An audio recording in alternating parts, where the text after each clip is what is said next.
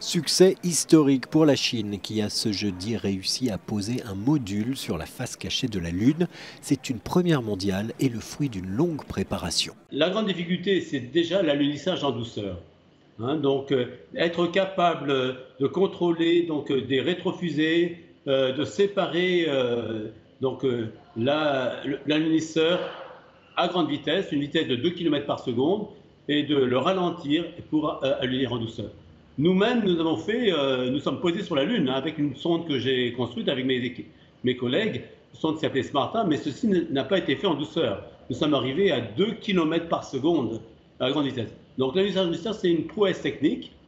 Et dans le cadre de son programme spatial très riche et ambitieux, la Chine envisage maintenant la construction d'une base lunaire. Alors pourquoi un tel intérêt pour notre satellite ? Moi-même aussi et un grand nombre de collègues de notre communauté internationale que nous appelons la communauté du village lunaire, les villageois de la Lune, comprennent qu'en fait la Lune est le 8e continent de la Terre. C'est un continent sur lequel nous pouvons développer des instruments nouveaux, développer des technologies, faire de la science aussi toute nouvelle. On peut faire de la science depuis la Lune aussi, mettre des télescopes, en particulier sur la face cachée de la Lune. Nous pouvons mettre des radiotélescopes qui pourront explorer les premières centaines de milliers d'années de l'univers, ainsi que peut-être détecter des civilisations extraterrestres. Et nous pouvons faire de la science sur la Lune.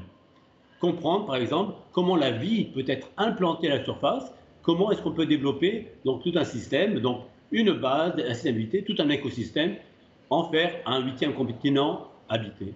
Et pour cela, les Chinois ont établi toutes les étapes. Ces missions qui en fait aussi contribuent à un grand prestige de politique intérieure pour eux, où tous les Chinois seront fiers d'avoir cette mission, mais aussi de prestige international, montrer aussi leur assise technologique, leur ouverture scientifique. Si vous regardez le nombre de lancements par an, la Chine est déjà la première au monde. En nombre de missions lunaires, elle a dépassé tout le monde aussi. Dans le domaine de la conquête, mais aussi de l'exploitation, utilisation de l'espace pour les services vers la société, c'est vrai que la Chine est extrêmement placée et dans les premiers.